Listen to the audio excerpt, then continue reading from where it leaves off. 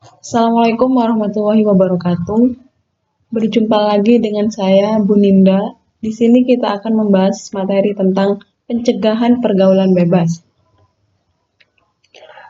Apa itu pencegahan? Pencegahan berasal dari kata benda, yaitu nomina, adalah proses atau cara atau perbuatan mencegah atau penolakan.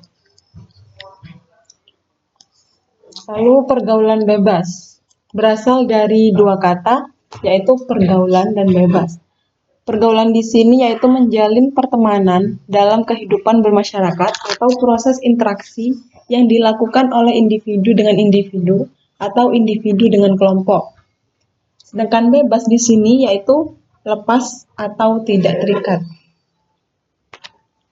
Oke, dapat disimpulkan bahwa pergaulan bebas yaitu perilaku menyimpang yang melewati batas dari kewajiban, tuntutan, aturan, syarat, dan perasaan malu, atau dapat juga diartikan sebagai perilaku menyimpang yang melanggar norma agama maupun norma kesusilaan.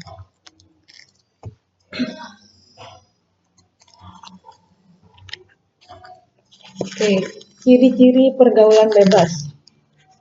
Yang pertama, rasa ingin tahu yang besar. Yang kedua, rasa ingin mencoba dan merasakan. Jadi di sini seperti rasa penasaran yang sangat tinggi. Oke, yang ketiga, banyak mengalami tekanan mental dan emosional.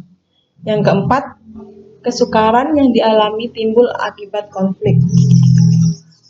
Di buku paket sudah ada, di situ ada 10 ciri-ciri pergaulan bebas.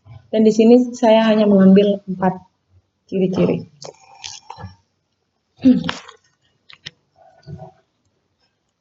Selanjutnya, faktor penyebab pergaulan bebas, yaitu faktor orang tua.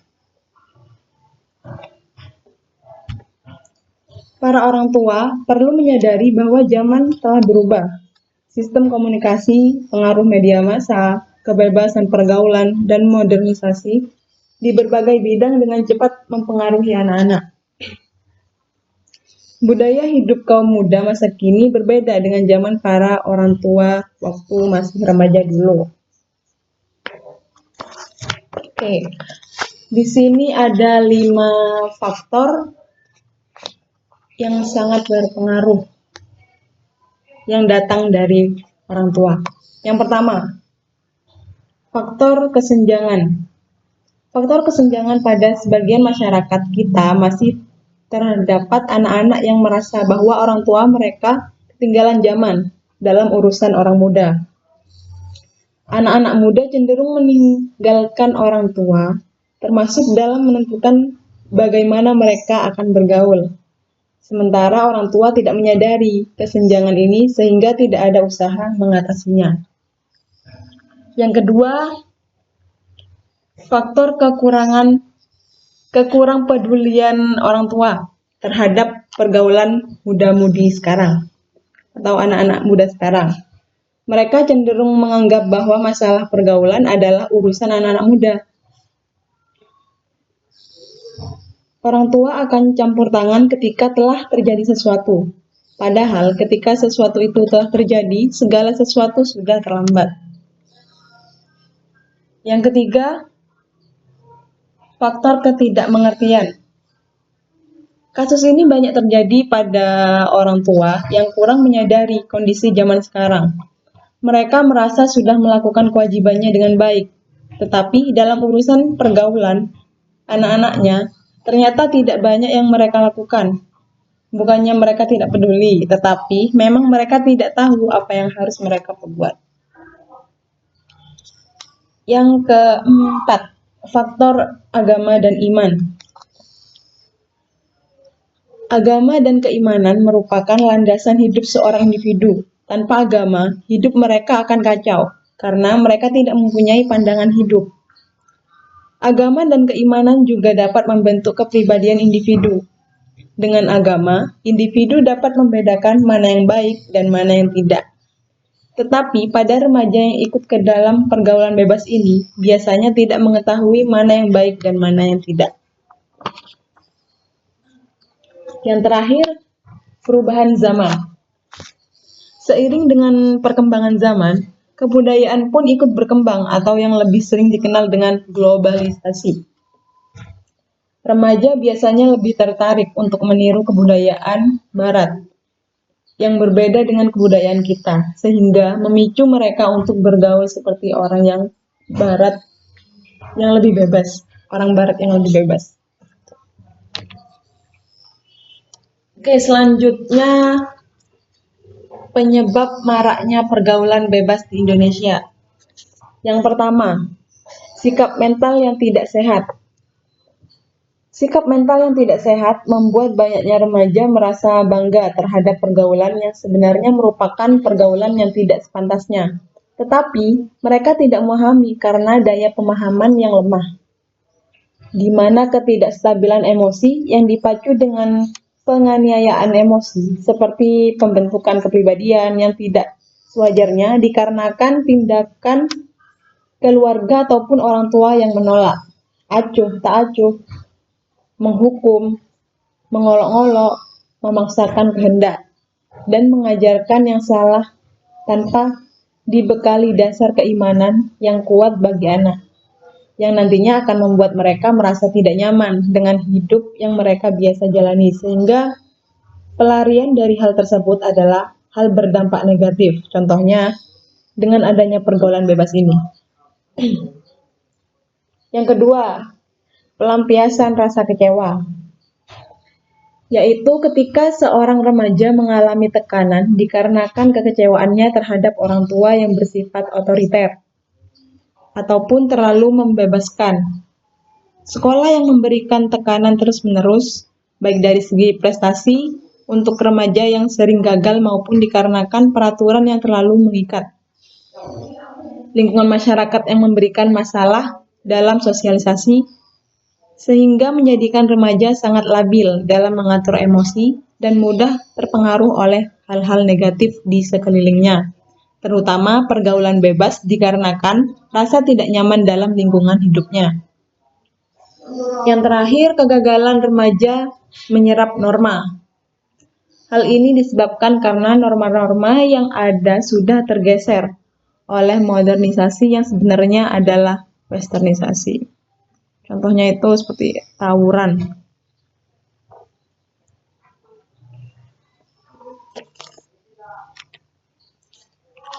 Selanjutnya, dampak pergaulan bebas. Di sini ada 6 dampak pergaulan bebas. Terjadinya pergaulan bebas memberikan pengaruh besar bagi diri sendiri, orang tua, masyarakat, dan juga negara. Dampak yang ditimbulkan dari pergaulan bebas, yang pertama, seks bebas. Yang kedua, ketergantungan obat atau narkotika. Yang ketiga, menurunnya tingkat kesehatan. Yang keempat, merenggangnya hubungan keluarga. Yang kelima, menurunnya prestasi. Dan yang paling penting nih, yang terakhir, yang keenam, yaitu berdosa. Oke, solusi pencegahan pergaulan bebas. Di sini ada 10 solusi pencegahan pergaulan bebas. Kita semua mengetahui peningkatan keimanan dan ketakwaan kepada Tuhan Yang Maha Esa, menyalurkan minat dan bakat secara positif merupakan hal-hal yang dapat membuat setiap orang mampu mencapai kesuksesan hidup nantinya.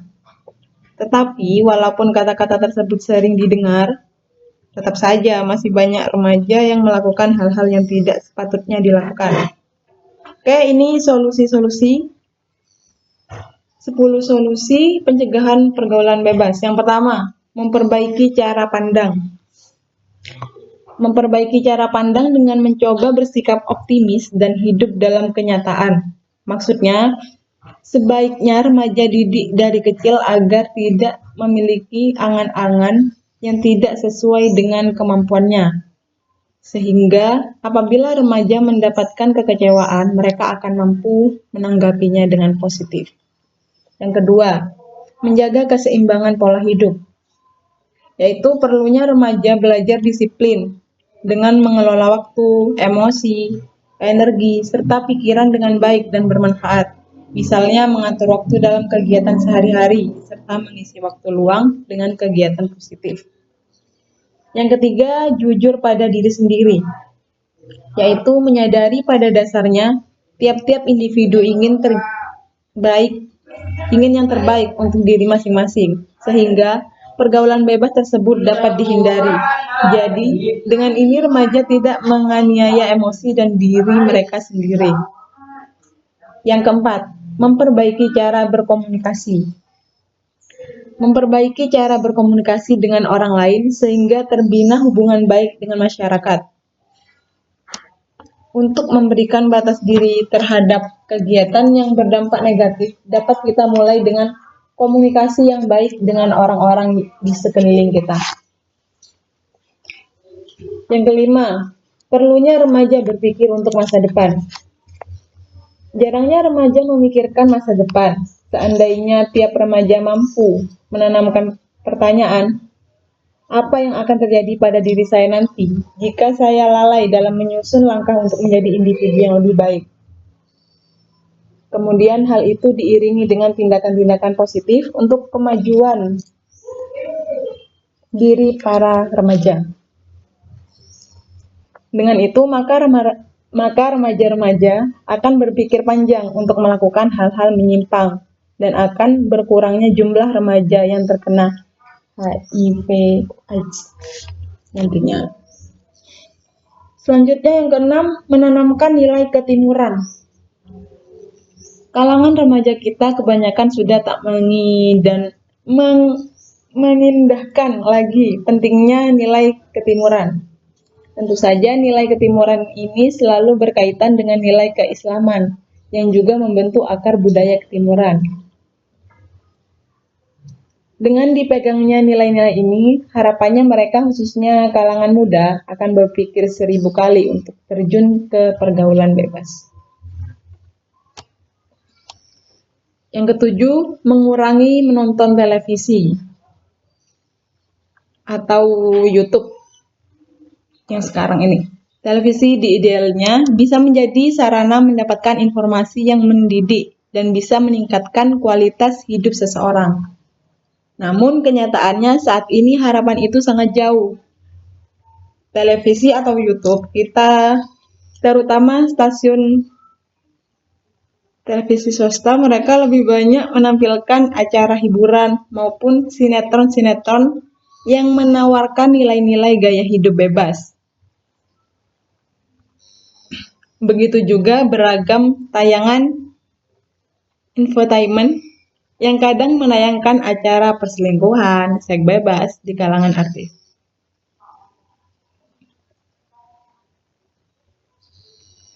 Oke, yang kedelapan, banyak beraktivitas secara positif.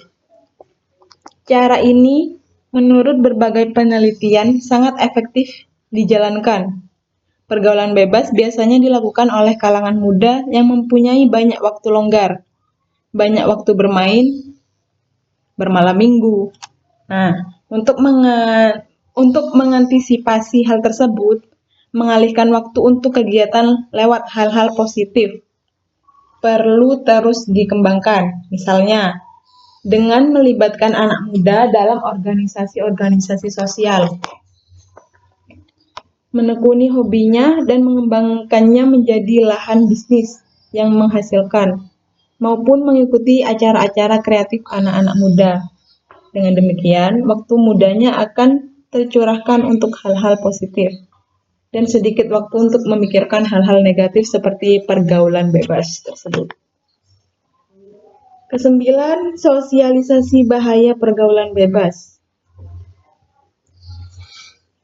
Di kalangan muda, pergaulan bebas sering dilakukan karena bisa jadi mereka tidak tahu akibat yang ditimbulkannya. Misalnya, penyakit kelamin yang mematikan, Informasi-informasi mengenai bahaya yang ditimbulkan akibat pergaulan bebas ini perlu terus disebarkan di kalangan muda. Harapannya, mereka juga punya informasi sebagai bahan pertimbangan akal sehatnya. Jika informasi tersebut belum didapatkan, ada kemungkinan mereka akan terus melakukan pergaulan bebas semau mereka.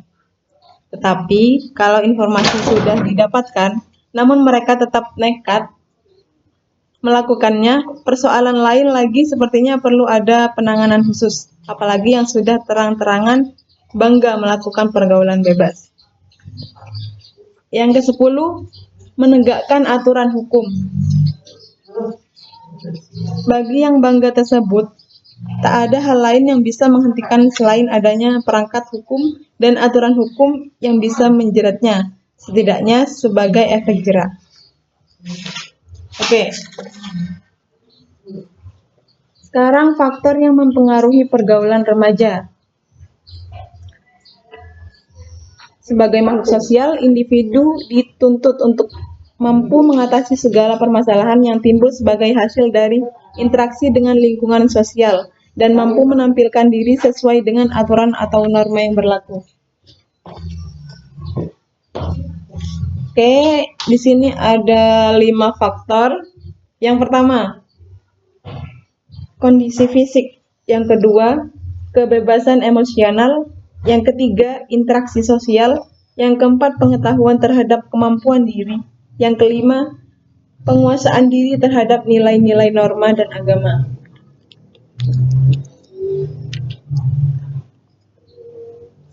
Selanjutnya, cara menghindari pergaulan bebas di kalangan remaja.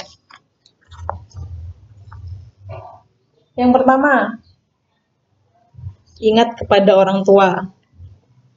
Agar tidak terjerumus dalam pergaulan bebas, maka penting untuk kita selalu mengingat kedua orang tua kita, di mana ia telah bersusah payah memperjuangkan kita untuk bersekolah agar menjadi orang yang baik dan sukses juga.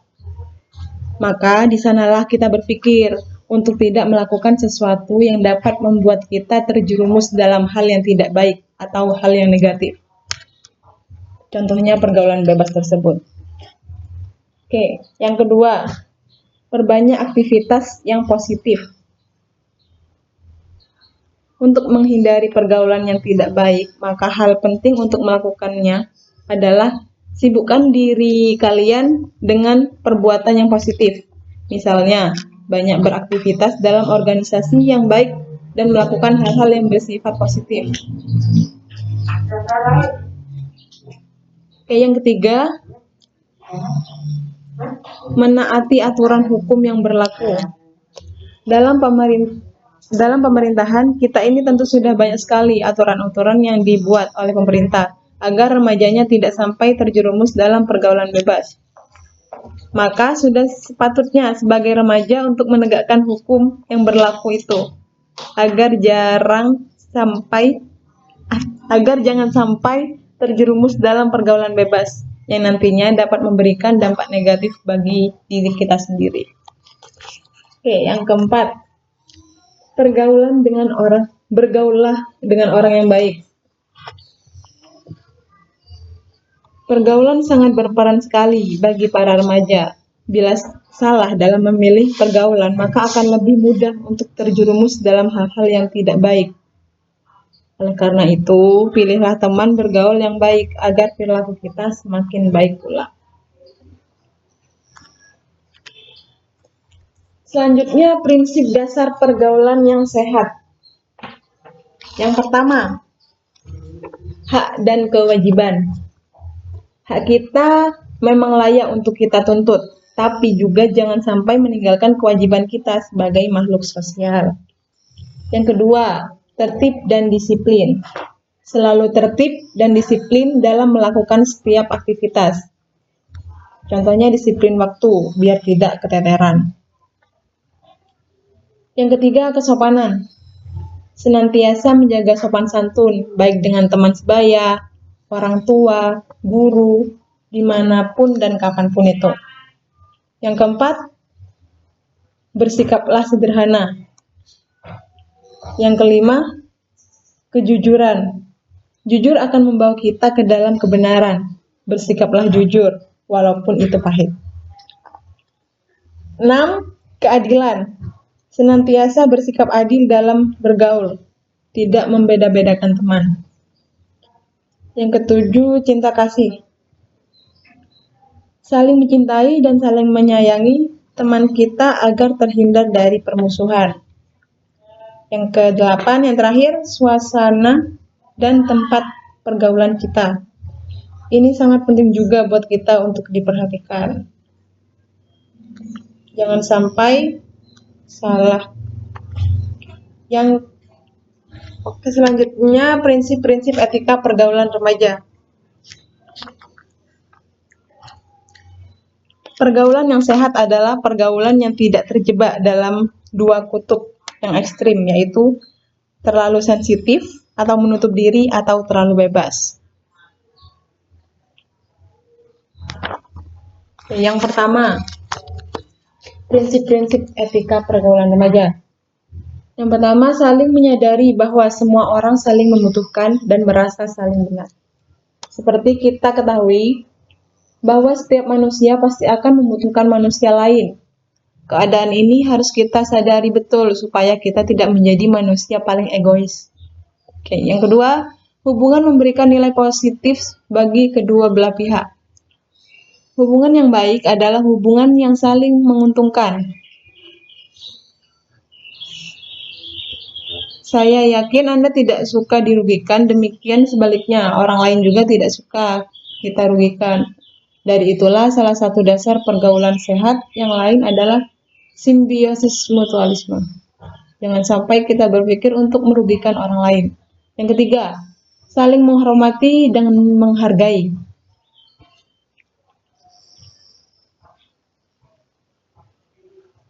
Ingat, jika kita ingin dihargai dan dihormati orang, maka kita harus lebih dulu bisa menghargai dan menghormati orang lain.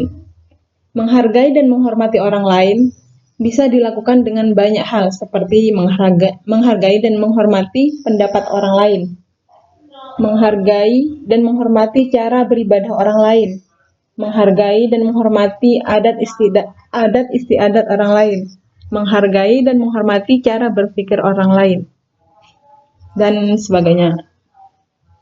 Yang keempat, tidak berprasangka buruk. Agama manapun jelas melarang seseorang untuk berprasangka buruk kepada orang lain, karena prasangka buruk hanya akan mendatangkan masalah dan permusuhan antara kita dengan orang lain. Yang kelima, saling memahami perbedaan. Manusia dilahirkan dengan berbagai macam perbedaan, baik itu dari segi fisik, psikologis, ras, suku, budaya, dan lain-lain. Setiap manusia itu memiliki keunikan tersendiri. Karena hal inilah kita harus memahami perbedaan tersebut.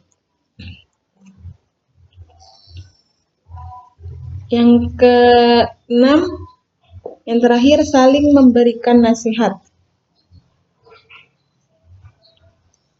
Orang bijak berkata, teman selalu mengajak ke jalan yang baik dan mencegah ke jalan yang tidak baik. Teman yang baik adalah teman yang selalu mengajak ke jalan yang baik dan mencegah ke jalan yang tidak baik. Ini juga salah satu prinsip pergaulan yang sehat. Dengan saling memberikan nasihat, kita secara tidak langsung menjalin hubungan yang lebih sehat, bukan hanya untuk dunia saja, tapi juga untuk akhirat kelak.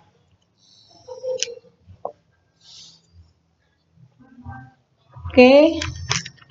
Cukup sekian dari saya. Wassalamualaikum warahmatullahi wabarakatuh.